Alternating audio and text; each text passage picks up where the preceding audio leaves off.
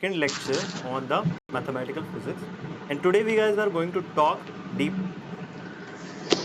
Hello learners, this is me Aksham Iyer. Welcome to IIR.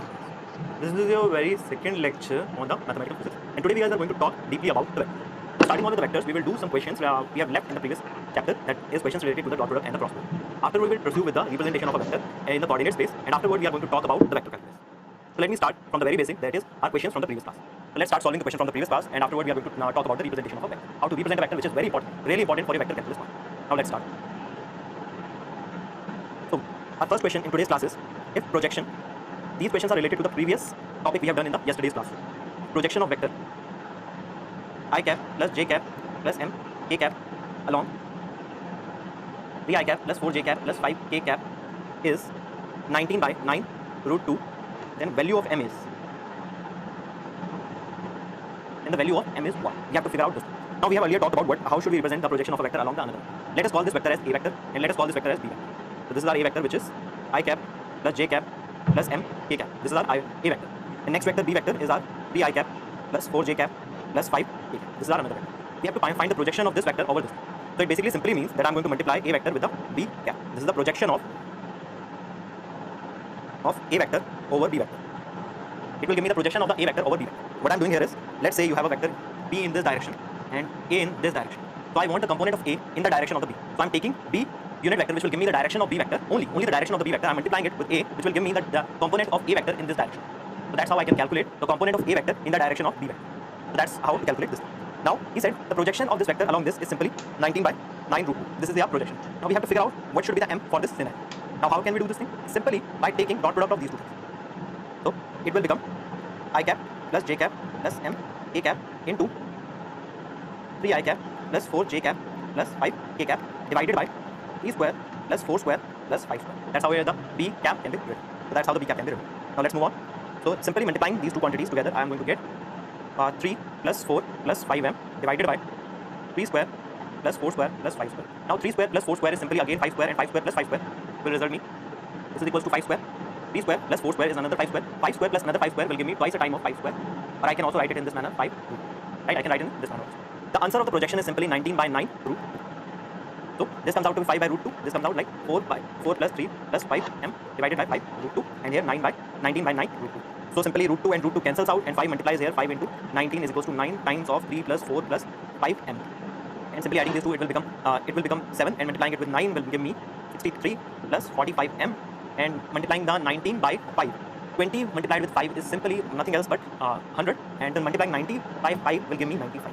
So the answer should be 95 minus 63 is equals to 45 by, m said out to be 95 minus 63 divided by 45. So simply subtracting these two things, it will give me 32 by 45. M comes out to be 32 by 45. So that's how you have to calculate the value of m by using this formula.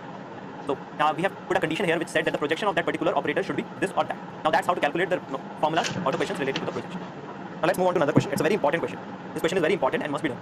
Now state out a unit vector. Let's say there is some unit vector which is n cap, which is at some angle 120 degrees with x-axis in xy plane. And we have to find the angle between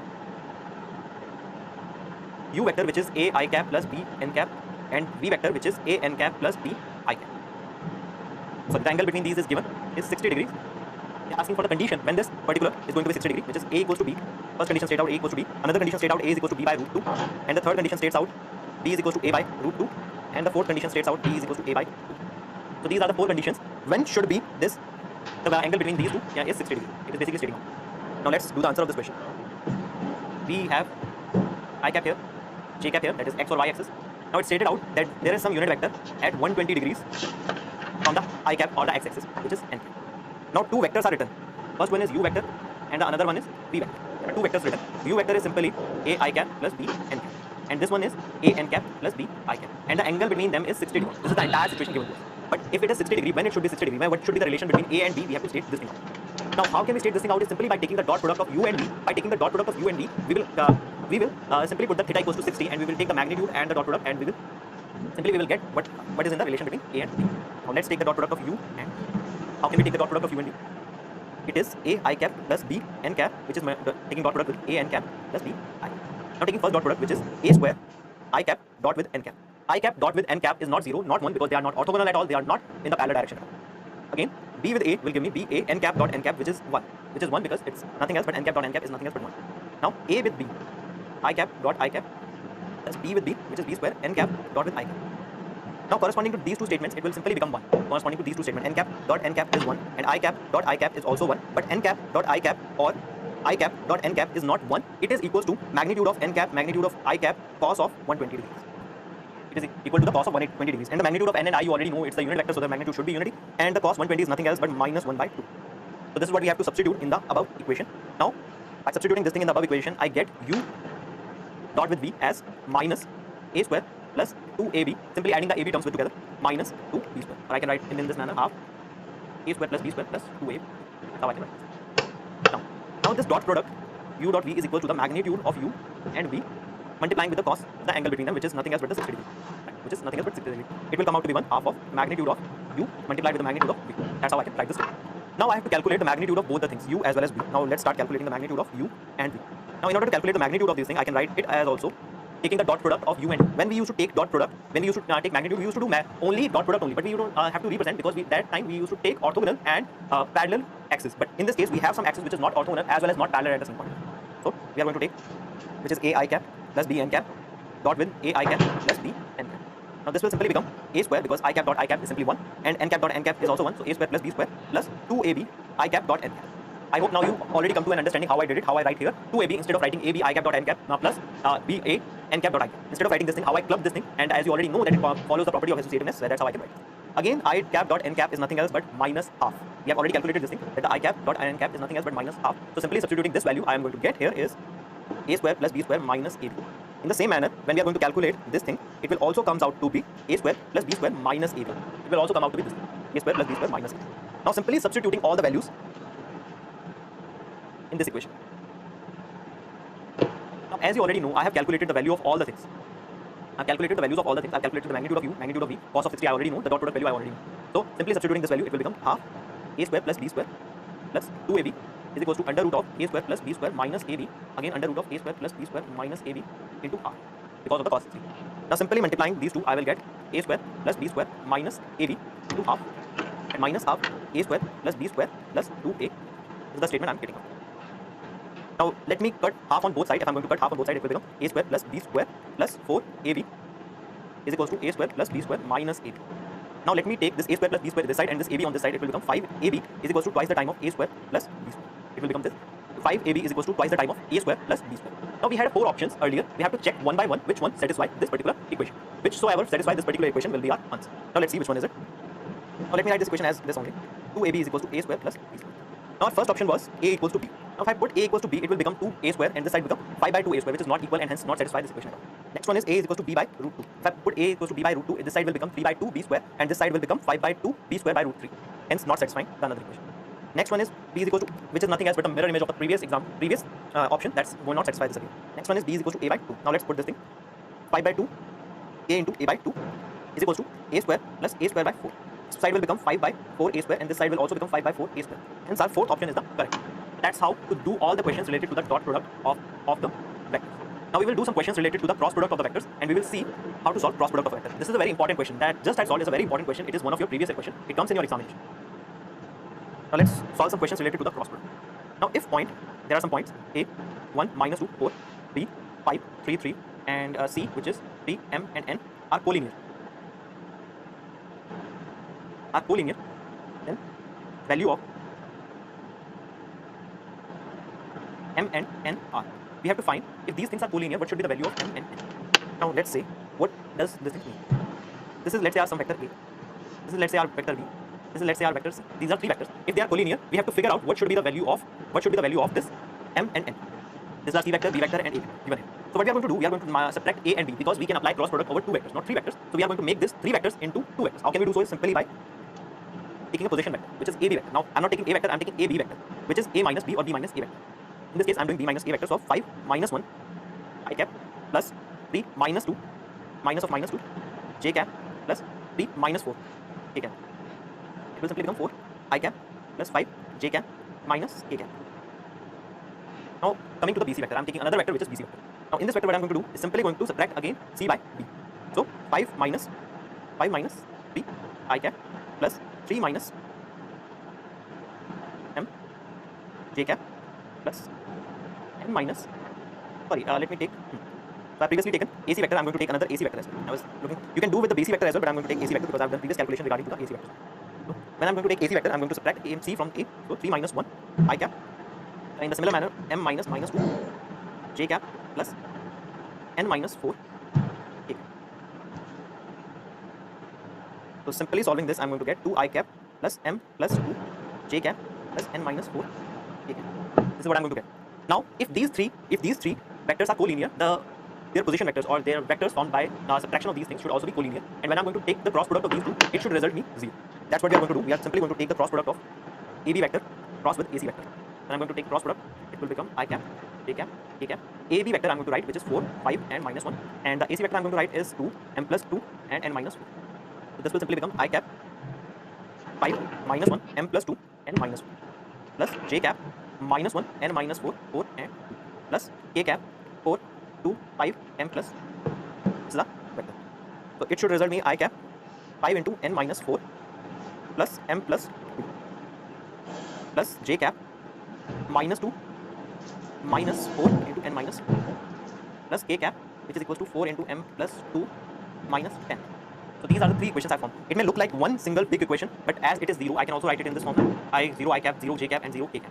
So these things are individually 0. Let me calculate this one. It comes out to be 5n plus m minus 18. First equation comes out to be 5n plus m minus 18 equals to 0. This is the first equation comes out. Second equation should come out to be minus 2 plus 16. Okay. So this equation should come out in the manner 4n minus 14 equals to 0. And the third equation should come out as 4m minus 2 equals to 0. That's how you can calculate the value of m as well as n from these two equations. From this equation you can simply say 14 by 4 is your value, or I can write as 7 by 4. The value corresponding to m will simply be 2 by 4, or I can say 1 by 4. This should be the value of m and n. So that's how, by using the cross product, we can solve the questions related to this particular problem. So now let's solve some more questions related to it. Now let's move on to some other questions regarding it as well. Now let's say there is some question in which we have to represent A vector cross with B vector square. What this represent? A vector cross with B vector square. What does it mean? And what does it represent? I have given this question in the DPP as well, I think, and I'm going to solve this question here also. So how to solve this question? Now this A vector cross with B vector can be represented as A vector magnitude, B vector magnitude, sine of it. It can be simply represented in this manner. It is A B sine of theta. It is A B sine of theta. So A vector cross with B vector square is equals to A B sine theta square. I can write it in this manner also. So after writing it in this manner, what I'm going to do is A square B square sine square theta. Now we already know that the sine square theta plus cos square theta is equals to 1. Or I can also write sine square theta is equals to 1 minus cos square theta. So I'm writing A square B square is equals to 1 minus cos square theta. Or I can write it in this manner: A square B square minus A square B square cos square theta. Now A square B square minus A B cos theta square. Now this A B cos theta, I can also write it in this manner, that the A vector dot with B vector is nothing else but A B cos of theta. Now instead of writing the magnitude, I'm simply writing A and B without any vector notation. It simply means it's a magnitude. So here, instead of writing A B cos theta square, I'm simply writing A square B square minus A vector dot B vector whole square. So that's how this particular relation can be written. So this is the question, answer to the question: A cross A vector cross with B vector. Now these are some questions related to the cross product and the dot product. Now let's move on to the representation of a vector.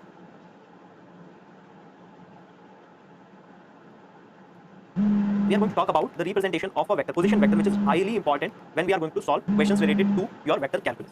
So in order to understand this thing, let us start. Now we have already come to know about few things, that let's say there is some vector OP here, O to P here. Now this vector is usually represented by a vector sign above its head, and it is equal to the magnitude of the OP vector into its cap. Now this cap unit vector basically represents the direction of vector, and this represents the magnitude. This basically represents the magnitude, and the cap basically represents the direction of the vector. So that's how these things can be written in this form. Now after writing them in this form, direction as well as magnitude, I'm going to talk a few about one more thing is a coordinate system. Now this kind of coordinate system, x, y and z, where they are arranged in a clockwise manner. This is x, this is y, this is z, and it is arranged in a clockwise manner, and this kind of system is called right-handed coordinate system. Right-handed coordinate system, in which x, y and z are nothing else but orthogonal to each other. The angle phi between them is again 90 degrees. There is another kind of coordinate system also exists, which is called left-handed coordinate system, in which few things differ from this particular coordinate system. That is, if you are going to take the dot product in that particular system, it will remain the same. But if you are going to take the cross product, it won't be similar to this right-handed coordinate system. It will be a little different from this right-handed coordinate system. We are going to use this right-handed coordinate system only for our rest of the lecture. So let's say there is some position. I have to denote the position of this point P. I represent it by x, y, and z. This is x-axis, this is y-axis, and this is z-axis. It is usually taken in the direction of I cap, j cap, and k cap. And this is your vector OP. And it basically intersect y at y and x at x and z at z. These points, it basically intersected these points. So how to represent this vector is simply by writing x I cap plus y j cap and z k cap. This means x steps in the direction of I cap, y steps in the direction of j cap, and the z steps in the direction of k cap. So that's how this particular vector can be represented. And it is basically position vector. The magnitude of this position vector can also be written in this manner: x square plus y square plus z square. The magnitude of this particular can be written in this manner: x square plus y square plus z square under root. And it follows basic vector notations also, that I am going to write r is equals to r magnitude into r cap, as I have earlier told you.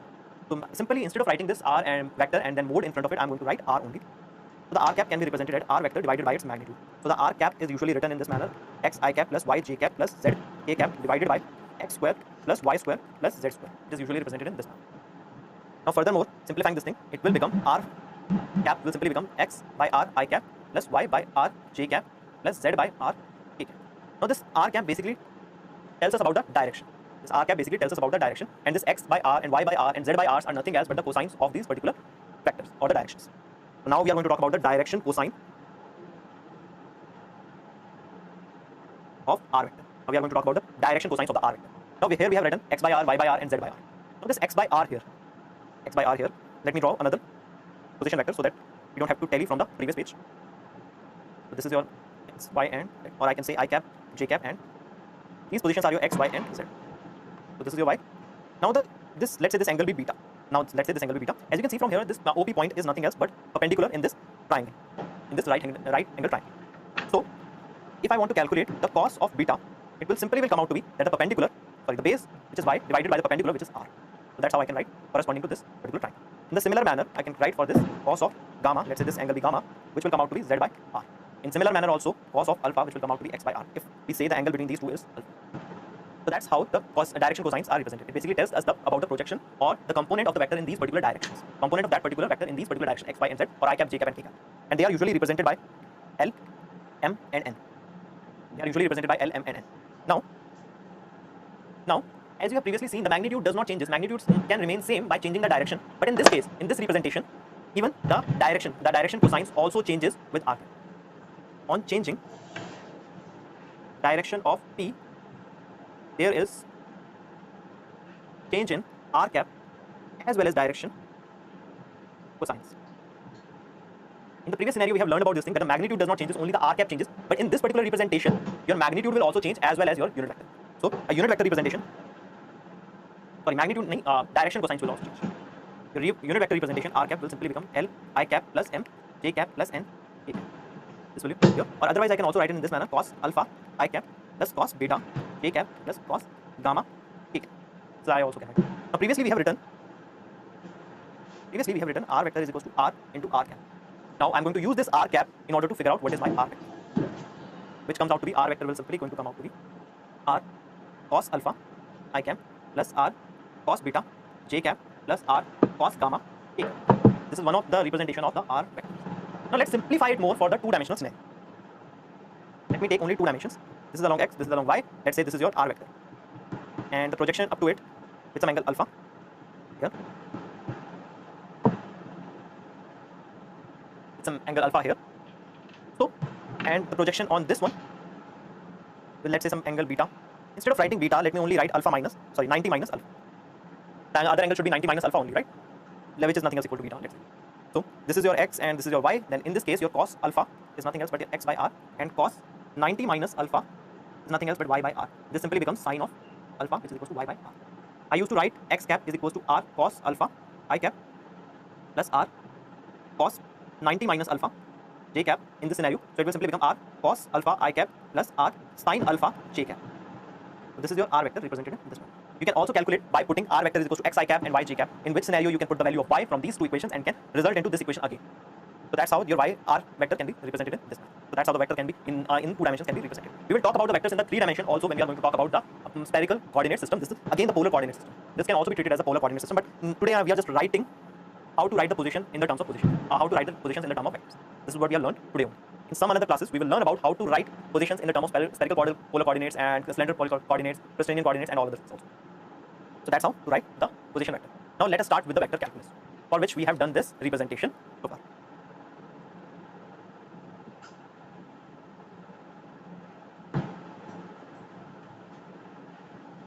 Now, as in the normal calculus, we involve two kind of operations. First one is differentiation and another one is integration. We are also going to include here also two kind of things. First one is vector differentiation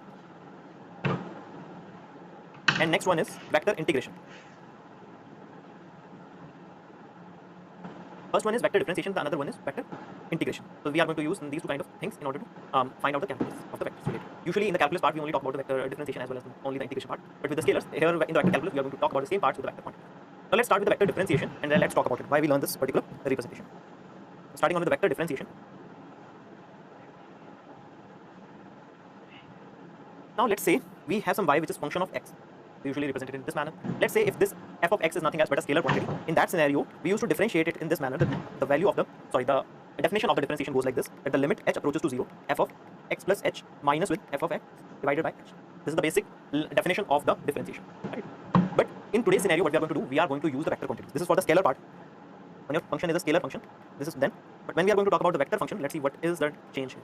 Now let's say we have a vector function here, r vector, usually represented by r vector, the function of t. This is the function of t. So if I'm going to take differentiation of r vector with respect to t, it simply means that let's say there's some delta t element which is approaching to 0. That means very small, and can be written. The definition can be written in this manner. So the definition seems pretty similar to the previous one. It is nothing else but pretty similar to the previous one. There's no change in this particular definition. Now let's suppose this vector that I've written here can be represented in this manner: ax t I cap plus ay t j cap and az t k cap. It can be represented in this manner. Now when we are going to take the differentiation with respect to t, what is going to happen? The differentiation of these three elements will also take place. And all these three elements are nothing else but a scalar function. Scalar functions, when multiplied with a unit magnitude and summed together, it will form a vector function. So this is what we have done here. These three are scalar functions, and this is a vector function. So scalar function multiplied with I cap, j cap and k cap and summed together will give me a vector function. Now writing dr vector over dt is equals to d ax t divided by t I cap plus d ay by dt j cap plus d az by dt. So that's how the vector differentiation is done, because the vector differentiation is the vector function is represented in the form of scalar function, so it is highly similar to the scalar differentiation. It is not at all different from it also. Now let's talk about the physical interpretation of this differentiation.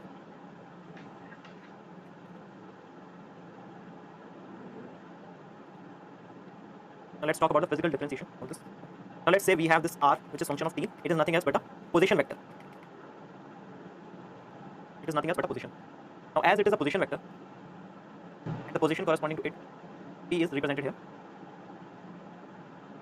R which is function of t. This is, let's say there is some particle which is moving, and at some particular time the position of that particle is represented. So let's say it's a position vector corresponding to a moving particle at time t. It is a position vector of some moving particle at some time t. Now corresponding to this particular particle at time t, dr vector over dt, differentiation corresponding to this thing can be represented by velocity vector. So that's what the differentiation of a particle represents. Velocity vector. That's what the differentiation of a vector quantity represents. The change in that particular vector quantity with respect to the time or the parameter given. Now the second differentiation is also a vector, and it's called acceleration.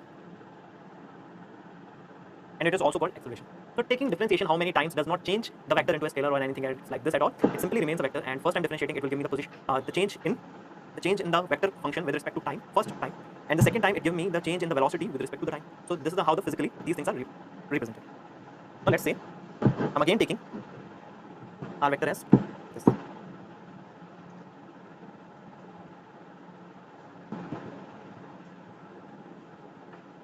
Now this is a second physical interpretation corresponding to it. Now as you can see, ax is a function of t and ay is also a function of t and az is also a function of t. It means as time changes, as the time passes or as the time changes, our ax, ay and az also changes. So these things also changes. So let's say we have some y which is equal to the function of x. Let's say it now represents some curve. Now the differentiation of this y with respect to x will give me this quantity which is nothing else but the slope or tangent, which represents this slope of the tangent. Now from here I can simply write that this quantity basically represents a tangent vector to the curve. A tangent vector it basically shows me what is the tangent vector to the curve. It is not only showing the tangent, but it is also representing the vector at that particular point. Let me represent it in this manner. Let's say I'm representing it in the 2 dimensions. Now, let's say this is x, this is y, and let's say this was some function. I took the derivative here. I took the derivative at this point, it will move something like this. The tangent will move something like this. Now, it does not show anything, it just simply shows how the curve is changing as we are moving forward. It basically state out this thing. The basic tangent state out this thing, how the curve is changing as we are moving in this direction or as we are going in this direction. But in the case of a vector, it represents where the particle, if this curve is plotted by particle, where this particle is heading, it basically tells us about this. So the direction of curve is represented by tangent unit vector. So by using the tangent unit vector, we can represent in which direction our curve is going. In this case, as our curve is heading towards something. In the case of the scalar quantities, the curve was there, it was not heading toward anything. The tangent simply represents how the curve is bending or how this thing going. And in the case of vector quantity, it is telling us how the curve is going or moving ahead. So how this unit tangent vector is represented? Let me write unit tangent vector. It is nothing else but dr vector by dt divided by dr vector by dt mod. And it will tell me the direction of the curve. This thing will tell me the direction of the curve. That's how to write the direction of the curve. Now let us take an example and see how does it represent the direction of the curve. Let me take an r vector as a cos t I cap plus b sin t j cap. I'm taking in 2 dimensions this time only. So this is my question. Now in this case, we have to find out where our curve is heading at that particular time. Now it is basically, now this curve is particularly the function of time. As it is function of time, so it must head at that particular time in some particular direction. That we have to figure out in what particular direction it is heading. Now first let me draw this curve only. Let us try to draw this curve only. Now this curve should go like at r is equals to, let's say at t equals to 0, r vector will simply become a I cap and 0 b cap. Right? You can see from here, this is y cap, this is x. So it should be here at some distance a in the direction of I cap. When time become pi by 2, then our r vector become b vector j cap. Let's represent here. At our time is equals to pi, when the pi amount of time has been left, that our r vector simply becomes minus I a cap. It is in this direction with the a again. And when our time becomes p pi by 2, it will simply, r vector will simply become minus b j cap. This is in this direction b cap. At time equals to 2 pi, our r vector will again become a I cap. So again returning to this position. Basically our curve goes like something like this. My drawing is pretty rough, it's an ellipse. My drawing is pretty rough, otherwise it's an ellipse. So as you can see from here, from our coordinate axis or the position vectors, we have figured out that our particle must be swiping this curve. Now, as our position depends upon time, it means at some particular time our particle is here, at some particular time our particle is here, at some particular time our particle is here, at some particular time our particle is here. Our particle is here at time t equals to 0, our particle is here at time t equals to pi by 2, and particle is here at time t equals to pi, and particle is here at time t equals to 3 pi by 2. And it's swiping the same in the period of 2 pi. The period of 2 pi, it is swiping the same length or the same distance or the same area, or we can say the same path. Now, I need to see where my particle is heading when my particle is present at this particular point. Where my particle is heading, where is it going when my particle is present at this particular point? Is it going in this direction or is it going in this direction? How can I spot this thing? Is simply by taking the derivative and substituting at this particular point. Now let's see. Now let me take the derivative of dr by dt. It will simply become a sin t minus sin t I cap plus b cos t j cap. It will simply become this. So now if I substitute the value of t equals to 0, and I'm going to substitute the value of t equals to 0, it gives me b j cap. It means at this point my particle is heading in this direction with b j cap. It is heading in this direction with b j cap. Similarly, if I want to calculate here, I have to simply put the value of dr by dt at t equals to pi by 2. It will give me minus a I cap. At this point, my particle is heading in this direction with minus a I cap. So that's how these things are represented. So this is the one question in order for you to understand what does it tells about the particle. So take a closer look at it and let's see. As you can see here, the particle is moving in a anti-clockwise direction. If you need to represent this in a clockwise direction, simply change this equation by a cos theta cos t I cap minus b sin t j cap. This will be a ellipse in the clockwise direction. As in this case, you know that the particle is moving in an anti-clockwise direction. In this particular, in the second equation, it will move in the clockwise direction. And corresponding to it, you can also calculate the position vectors and the acceleration vectors and the velocity vectors. Now, this is the basic idea behind the polarization. What we do is simply substitute the value of t and we state out what is the polarization that we use in EMT also. So I have given you what is meant by this idea. Now let's move on to more significant idea from here, which is a gradient. Now we have already talked about what is a scalar function, and now let's just talk about what is the gradient of a scalar function.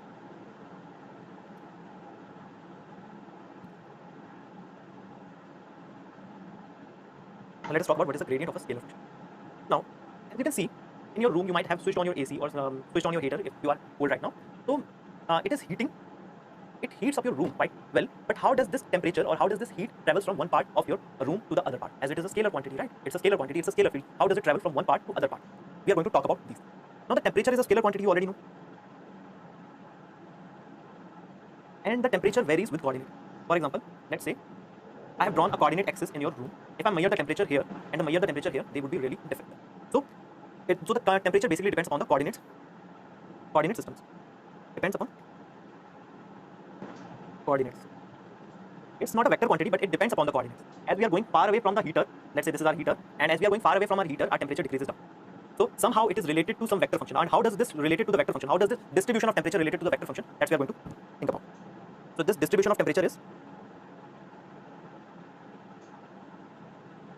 is known as scalar field function. The distribution of temperature at different points is called as scalar field function. In the similar manner as we have drawn here for the scalar field, there are also some fields which correspond to the vector quantities. For example, electrical fields, electromagnetic fields, they correspond to the vector functions. Now here we are going to talk about the scalar quantity. Now let's see. There is an operator called del operator. There is an operator called del operator. It is represented in this manner. Dx in k. It basically tells us how the temperature is moving or how the temperature is changing in this direction, and in this direction. So temperature is a scalar field. Temperature is a scalar field. The temperature here would be something and here would be something. So we take the derivative in this direction as in this direction, and we see how the temperature is changing in this direction, and this direction. And by looking at this thing, we conclude it in the form of vector.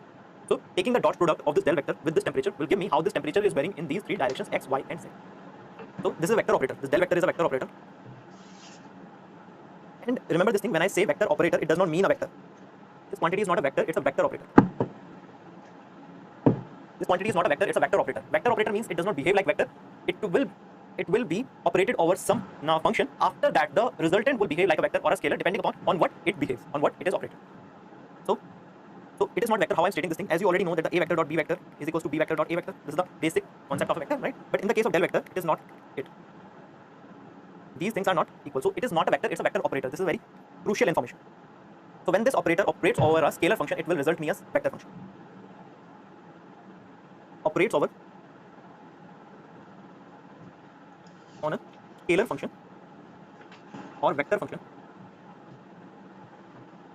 but individually not found with any vector dash clearly. So it's not a vector or a scalar. It is a quantity. It is not a quantity. It's an operator. This is what I'm trying to state. Now we have to take the derivative and see what's going to happen. Now let's talk about the gradient. Now gradient is this quantity. This quantity is the gradient of scalar. It is usually represented in this manner: del psi over del x in the direction of I cap, and the del psi over del y in the direction of j cap, and the del psi over del z in the direction of k cap. So it will tell me how this function is changing with respect to x, y, and z in their particular directions. Or I can also write it in this manner. So it can be represented in this manner, where this is the magnitude and this is the direction. And you can see the resultant also have a magnitude as well as direction. So this quantity is a vector quantity. This quantity is a vector quantity. So it's a vector quantity, and its magnitude basically represent rate of change of psi with distance along the normal to the surface. Why this normal to the surface I have written, I will tell you about this thing later. Why this normal to the surface. So magnitude represents this thing, and the direction of this, and the direction is along the normal to level surface.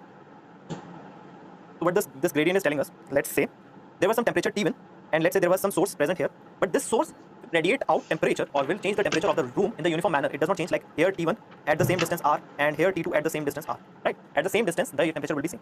So starting from this point, temperature will be same at this pair, and temperature will be same at this pair as well, and temperature will be same at this pair as well, and temperature will be same at this pair as well. So as you can see, if the temperature here is T1, temperature here should also be T1 also. Now the temperature will change only in the direction normal to that particular point. It is an ideal scenario that I'm taking. So the temperature is changing in this direction. Temperature is not changing in this direction. Temperature is always changing in this direction. So that's how we take the vector, the del operator, in only the normal direction. So here we have drawn some surfaces. Now let's talk about these surfaces as well. Now we are going to talk about the level surface. Now, as we already come to know that the temperature value is same at all the point on that particular sphere or at the surface of that particular sphere, that kind of sphere or that kind of surface is called a level surface. At all the points in this surface, the value of scalar function psi will be same. That is, its value is constant for this particular area around it, swiped around. Now let's say if we are given with some equation of the surface, which is written as x square plus y square minus 2z cube is equals to 6. Now this is the value of this is the equation of the surface. It basically tells me that the value of phi is nothing else but 6. This is the equation of the surface and its value is 6. Now if I need to find that how the psi is changing in normal direction, I have to simply take its or operate this particular function, which is del by del x I cap plus del by j cap plus del by del z k cap, operating it over x square plus y square minus 2z cube minus 6. Why did I do so minus 6 here? Instead of writing equation in the manner here, I took minus 6 here on this side and make it equal to 0 so that I can differentiate over the all things. I cannot exclude anything at all. So let's see how much this quantity is changing in the direction of the x cap. If I differentiate with this with respect to it, it is 2x I cap. In similar manner, if I differentiate this again, it will become 2y j cap, and with respect to z, it becomes minus 6z k cap. So that's how this value is changing in this particular direction or the normal to this particular surface. So let's say this is some coordinate axis x, y, and z here. This was this surface. This was psi surface, and in the direction perpendicular to it, how it is changing, I have to. It is including magnitude. If I have to exclude the magnitude, I have to divide it by its magnitude as well. I have to divide it by magnitude as well, which is nothing else but this quantity. For this, I have to put the points first and do all the calculations related. In all the cases, you might read about these things. Now, let's say we are calculating this at some point 1, 1, and 1. Let's say we could calculate this. Why leaving it in between? Let's say we are calculating at some point 1, 1, 1. The value of del psi at point 1, 1, 1 will become simply 2i cap plus 2j cap minus 6k cap. This is how your psi is changing in this particular direction. Now, how psi is changing with respect to its magnitude or the direction, the directional derivative I'm taking here. It is called the directional derivative, which will tell me how the psi is changing in this particular direction. It will be 2i cap plus 2j cap minus 6k cap divided by 4 plus 36. It will give me under root 44. So that's how this surface is changing in this particular direction, in the unit particular direction. So that's how these things are represented. Let me add some more pages first.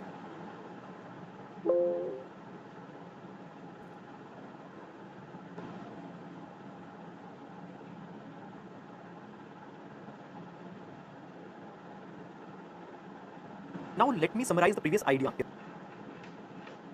This del vector operates over psi is a vector quantity, and it basically tells me the rate of change of psi along the normal to the surface with the distance is known as magnitude of. This is what it basically tells me. Now we have concluded about this thing. Now another thing I concluded about is del square psi divided by its magnitude. It is basically represented by n cap, which is actually unit normal vector to the surface. This is basically unit normal vector to the surface. It is calculated when some surface area x, y, z is given. So it is really important. It will tell me how this quantity is particularly changing in this particular direction with respect to x, y, and z in their own directions. So that's what it tells me. Now we have learned how to take the directional derivative of a surface x, y, and z. We have learned how to take the derivative of a surface in its normal direction. Now what if we have to take the derivative of this in this direction? Let's say it be n cap and let's say it's be a cap. Now in that case, it is called directional derivative. And how to take this thing? We will simply follow the same procedure. We will simply take the gradient out, which is nothing else where del square del into phi. By taking the gradient out, I am going to take the dot product of this gradient with this vector, in which direction I have to calculate how this vector is changing. So directional derivative is del square and del phi, not taking the magnitude now, dot product with a vector, sorry, a cap rather than a vector. As I only need the direction, I will use a cap only, or I can also represent it in this manner, a vector divided by its magnitude. So, or if I need to calculate the projection, it is nothing else but the projection also. So projection component of del phi along a vector, which is equal to this thing. As you can see here, this is the unit magnitude, so it will simply result in this thing, which is again nothing else but the previous scenario that I have calculated. So This directional derivative also represents me what is the projection along the some particular angle. This also represents me what is the projection along some particular angle. Now let us take some directional derivative to some particular examples. Let's take some particular questions. Phi is equals to x, y, z.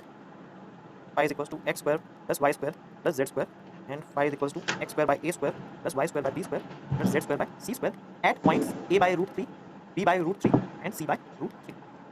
We have to take the directional derivative of all these. Let's say we are taking this one, these two at point 1, 1 and 1 only. Now let's start doing these questions. First question, where psi is equals to x, y, z. We have to operate del over it. How can we do so? Del by del x I cap plus del by del y j cap into x, y, and z. Then I'm going to apply x over it. It will give me y, z, I cap. It will give me x, z, j cap plus it will give me x, y, k cap. So that's how I can find the directional derivative. Now let us talk about the unit normal vector. Now calculate the unit normal vector. First we have to substitute it as the 1, 1, 1. It will simply become I cap plus j cap plus k cap. Now the unit normal vector should come out to be I cap plus j cap plus k cap divided by their magnitude, which will give me I cap plus j cap plus k cap divided by root 3. This is the unit normal vector to the surface. That's how to calculate the unit normal vector to the surface. Now let's move on to another example. These are some questions related to this. The second question was phi is equals to x square plus y square plus z square. For this again we have to calculate the directional derivative. Let's see. By del x I cap plus del by del y j cap plus del by del z k cap into x square plus y square plus z square. Simply operating this over this, I will get 2x I cap plus 2y j cap plus 2z k cap. It will give me this. Now putting the values of 1, 1 and 1, it will give me 2 I cap plus j cap plus k cap. I have simply taken 2 common out of all these 3. Simply taken 2 coefficients out of all these 3. So now in order to find out this thing, it will become 2 I cap plus j cap plus k cap divided by under root 2 square plus 2 square plus 2 square. It will give me again I cap plus j cap plus k cap into 2 divided by 2 root 3, and my answer will be similar to the previous question, which is I cap plus j cap plus k cap divided by root 3. So that's how to calculate the gradient of some particular vector. Now let's move on to the example number 3, which was x square by a square plus y square by b square plus z square by c square is equals to 1 at some point a by root 3, b by root 3, and c by root 3 at these points. Now let's see how to calculate this. Similar way, we have to take the divergence of this particular function. Now instead of writing here equals to 1, I will going to write equals to 0. How I am going to do so is taking 1 from that side to this side, take from plus 1 to minus 1, it become. And now taking the directional derivative, it become 2x I cap by a square plus 2y b square j cap 2z c square k cap. It will simply become this. Now substituting the value from this point, it will become 2 by root 3a I cap plus 2 by root 3b j cap plus 2 by root 3c k cap.